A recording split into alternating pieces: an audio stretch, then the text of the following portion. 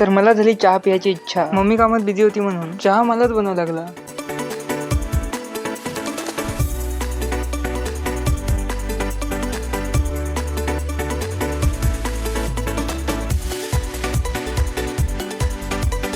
चहा झाली पण मला मॅगी खायचं मन झालं. मग घेतली मॅगी बनवायला. मॅगीचं पॅकेट फोडताना मॅगी पण फुटली.